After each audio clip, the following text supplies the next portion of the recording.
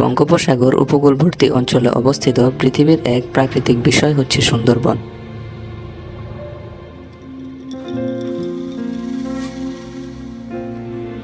Royal Bengal টাইগারের বাসস্থান সুন্দরবনকে UNESCO 1997 সালে বিশ্ব ঐতিহ্য হিসেবে ঘোষণা করেন। পৃথিবীর সবচেয়ে বড় ম্যানগ্রোভ বনাঞ্চল সুন্দরবন সম্পর্কে আমরা জানব।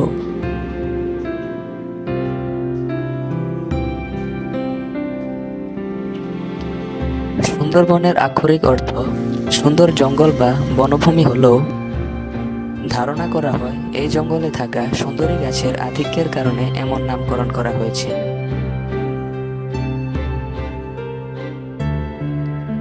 বঙ্গোপসাগর উপকূলবর্তী অঞ্চলে অবস্থিত এই বন অতীতে সমুদ্র বন হিসেবেও পরিচিত ছিল।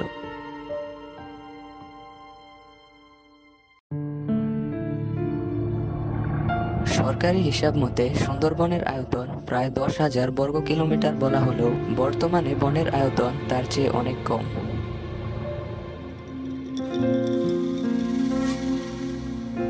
তবে এককভাবে সুন্দরবনই পৃথিবীর সবচেয়ে বড় ম্যানগ্রোভ বনাঞ্চল।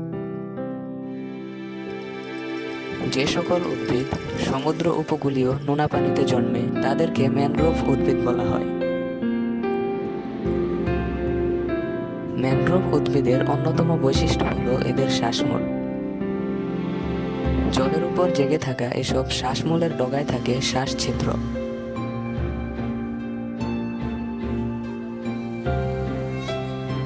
বিস্তৃত এই বনভূমিটি বাংলাদেশ ও ভারত এই দুটি দেশের মধ্যে অবস্থিত। উপমহাদেশে স্বাধীনতা অর্জনের পর সুন্দরবনের 3 ভাগের 1 ভাগ অঞ্চল পায় ভারত এবং বাকি 2 ভাগ পায় তৎকালীন পূর্ব পাকিস্তান বা বর্তমান বাংলাদেশ।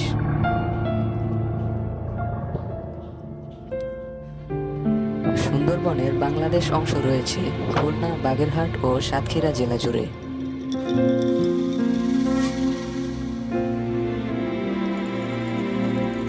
সুন্দরবনের আয়তনের একটি বিরাট অংশ হল জলাধার।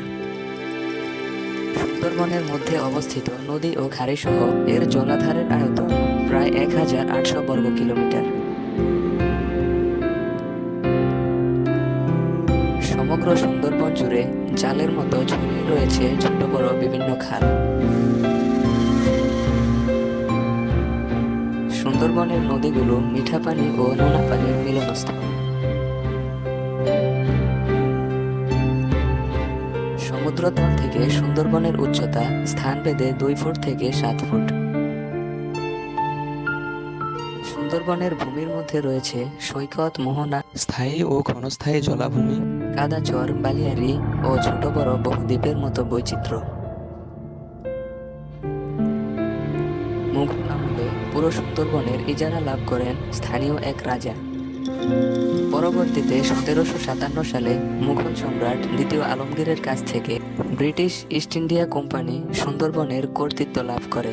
পরবর্তীতে 1828 সালে সুন্দরবনের স্বত্বাধিকার অর্জন করে ব্রিটিশ সরকার।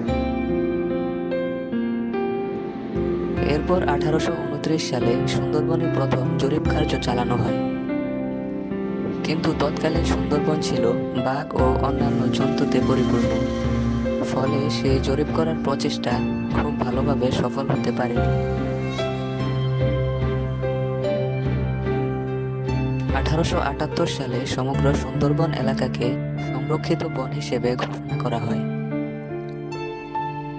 এরপর 1879 সালে সমগ্র সুন্দরবনের দায়িত্ব বন বিভাগের উপর অর্পণ করা হয়। সুন্দরবন ম্যানগ্রোভ বনভূমির মাটি ও বাস্তুসংস্থান সারা বিশ্বের এক অনন্য নিদর্শন। সামুদ্রিক জোয়ার ভাটার কারণে এই বনভূমিতে নির্দিষ্ট সময়ের জন্য জলাবদ্ধতা তৈরি হয়, ফলে এই বনের মাটিতে লবণাক্ততার মাত্রা অনেক বেশি। ফ্লোরা অফ দ্য সুন্দরবনস গ্রন্থ অনুযায়ী সুন্দরবনে 334টি উদ্ভিদ প্রজাতি আছে। এছাড়া 165 প্রজাতির শৈবাল ও 13 প্রজাতির অর্কিডও পাওয়া যায় এই বনে।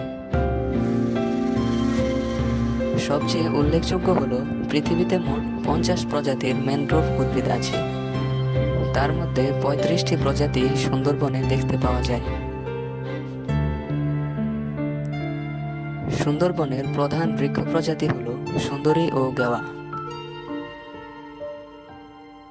সুন্দরবনের অনন্য জীববৈচিত্র্যের প্রধান আকর্ষণ হল রয়্যাল বেঙ্গল টাইগার। এই প্রজাতির বাঘের প্রধান ও সর্বাধিক গুরুত্বপূর্ণ আবাসস্থল হল সুন্দরবন।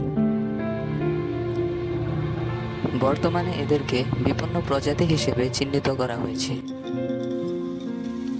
সুন্দরবনের উল্লেখযোগ্য স্তন্যপায়ী প্রাণীগুলো হল রয়্যাল বেঙ্গল টাইগার, চিত্রা হরিণ, মায়া হরিণ, রেসাস বানর, বন বিড়াল, সজারু এবং বন্য শূকর। সুন্দরবনের সাপের মধ্যে সবচেয়ে উল্লেখযোগ্য হল রাজবোখরা, অজগর ও কিং কোবরা। সুন্দরবনে বসবাসকারী অধিকাংশ পাখি স্থানীয়। এছাড়াও সুন্দরবনের কীটপতঙ্গের বৈচিত্র্য সীমাহীন। বিগত 200 বছরে সুন্দরবনের আয়তন কমে গেছে প্রায় অর্ধেক।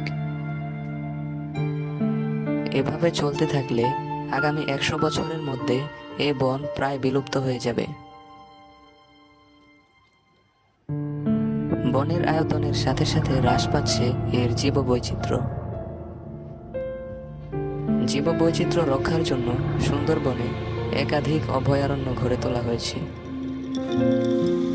কিন্তু তারপরও থেমে নেই এই বনের ক্ষতি সাধন।